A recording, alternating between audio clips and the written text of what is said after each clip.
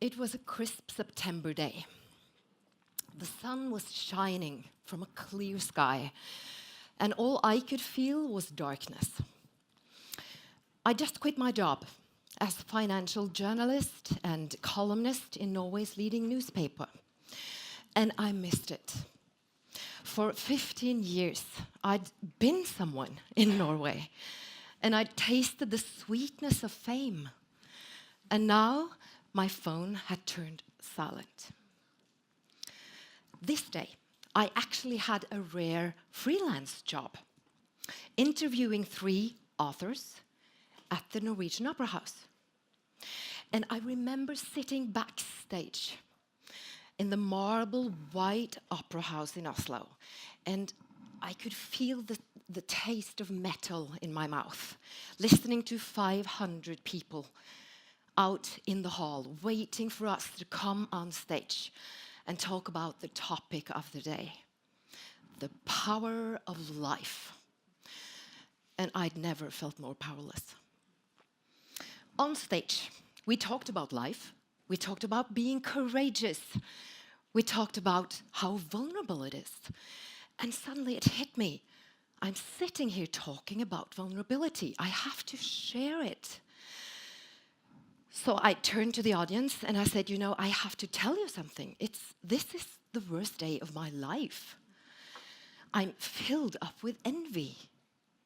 I envy these 3 authors. I envy you. I even envy my own sister. My sister has got everything. A loving husband, 2 wonderful children, her dream job. She even grows tomatoes in her garden. And I am single, and I'm childless, and I don't have a job. And at this point, it was completely silent in the hall. And all of a sudden, it exploded in applause. People were standing up and shouting, "Bravo!" And I was like, what's going on here? Is my envy, the smallest and most shameful of feelings, getting a standing ovation at the Norwegian Opera House? What is this? And that day, at that moment, my journey as an entrepreneur started. I wanted to know everything about emotions and feelings. So here we are, 10 years, 3 best-selling books and 1,000 keynotes and TED Talks and Huffington Post blogs later. When I tell people what I do, that I have an emotional workout, emotional gym, training center, I usually get one of 3 responses. Emotional? What? And the second, oh, I need that. And the third, and this is my favorite, I know a lot of people who need that. Especially my boss. Feelings and emotions have a serious reputation problem. We don't like them. A friend of mine in Oslo, she's an economist like many of us here. I've understood she works at the Ministry of Finance. And she told me once, "Kathrine, I hate emotions." And I had to laugh because, you know, hate is an emotion.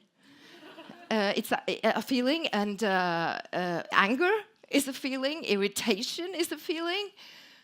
And she looked at me, her name is Eli. Yes, that's why I hate them. The thing is that if we are serious, emotions and feelings, they're everywhere.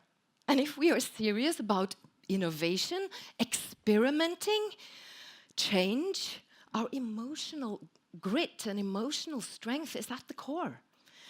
How do we nurture our perseverance and guts? How do we deal with disappointment? How do we lift our spirit in really bad times? These are muscles, and they can be trained. It's simple daily practice. But why do we have to practice in the first place? Why this emotional workout? Because of our brains. We have brains. And we have this little guy sitting. I call him amygdala. Because amygdala is so scary, I want something cute and fussy. He is cute and very scared. And he lives inside us. He's the oldest part of us, and it's called the fight and flight response. We are so easily scared and divided politically. And this was an amazing concept for our ancestors because it kept them alive. But today it causes a lot of trouble. We are stressed. We constantly compare. Am I good enough? Are they better than me? I mean, this is a competition, so of course we compare. But we do it all the time, and depression is on the rise. We don't really sleep well. It's causing a lot of trouble. So our job is to hack the brain. We have a computer. And how do we do that? Let's start. Sometimes, yeah.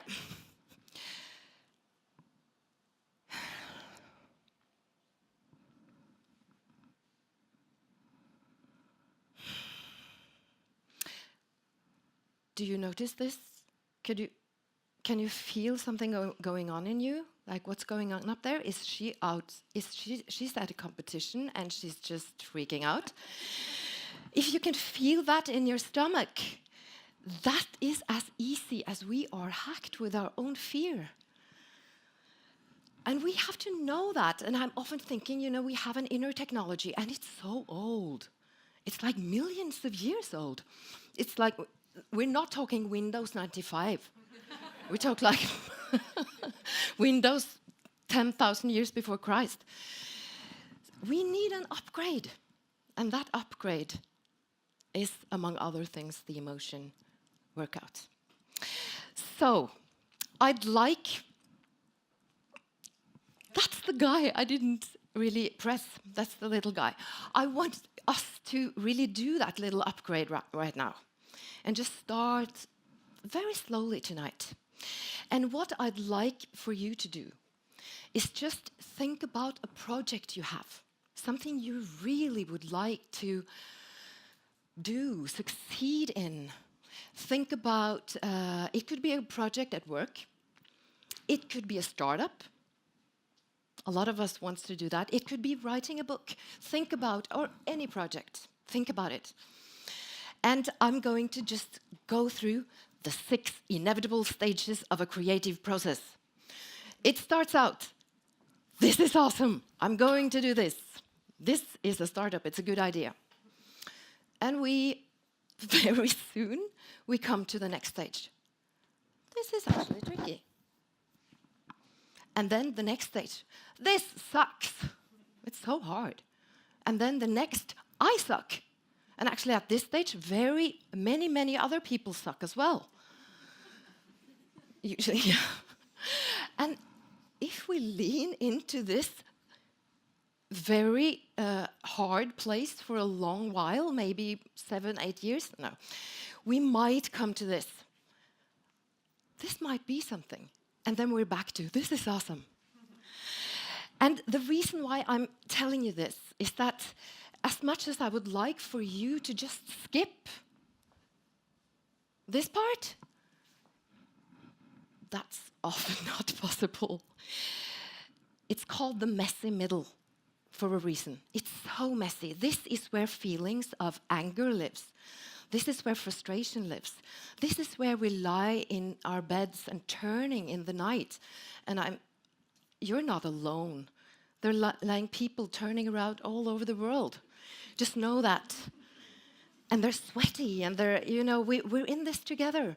And just knowing that this messy middle part, we need to take care of it. And this is where we can use Vegard's idea, because we can hack our own brain. This is where shame lives. This is where we're telling ourselves, I suck, I suck. this is so typical. I cannot do this. This is where we quit. How many projects hasn't been left because of it's so hard to be there? And what we can do is actually to make new programs, because our inner mammal is saying, you suck, you suck. We can say, I'm safe, I am happy, and I'm courageous. I'm safe, I'm happy, I'm courageous. You say that so many times that you make your own trigger. I'm happy, I'm safe, I'm courageous. This is the feeling of sisu. It hurts. I mean, leaning into discomfort. It's the hardest thing we do as human beings. And we can talk about failing. Everyone talks about failing. It's so hard. We don't like it. I won't start. I hate failing. But the thing it takes is one person to say, hey, guys, I think we're in the messy middle here. No wonder we behave like animals. No wonder we blame each other and get angry and frustrated. No wonder. It takes one person. And what we're doing then is we create psychological safety, the most successful of all cultures. And when people feel safe to be vulnerable, we're talking about vulnerability, it's so, I mean, I recommend it. I will leave it at that. I really recommend it. And, you know, vulnerability, I didn't like it at all. You know, I've been a badass financial journalist for 25 years. Vulnerability was weakness for me, totally. But the thing is, I tasted vulnerability in the opera house. That was vulnerability. That was being open with my envy, and people in the audience were like, oh, God, I can be human in here. I can breathe. So,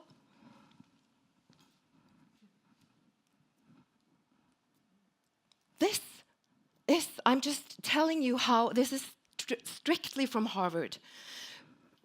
Cultures of psychological safety, it's just amazingly good for our business.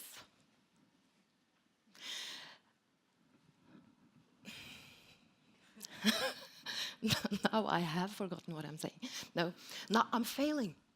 I'm experimenting in front of you.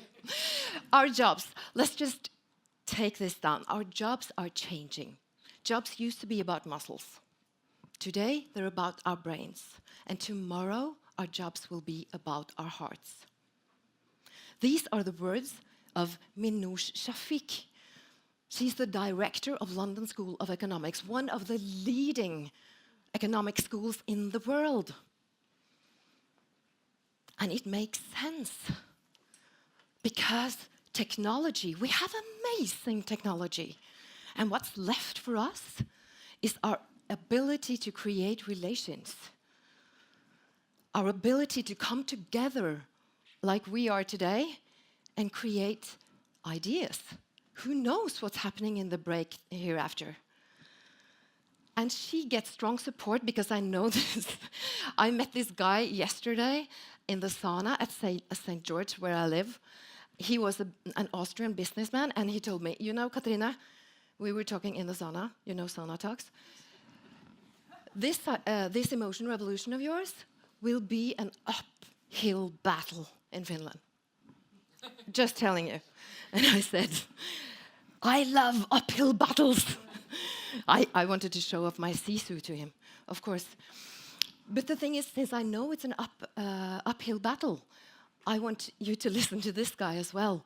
We need soft skills. You know Jack Ma. We need soft skills. And soft skills is what we create when we are psychologically safe and have a common language for emotions. And we have just started. We need PhDs in grit. We need MBAs in compassion. We need a strong sense of purpose and values. These are new skills. And I really would like for you to, when you go home, and the next time you find yourself in a storm of hard emotions, be emotionally awake and think, am I in the messy middle here? Am I just being courageous? Is this the feeling of being courageous? And promise me to go and treat yourself very, very good. Go in the sauna.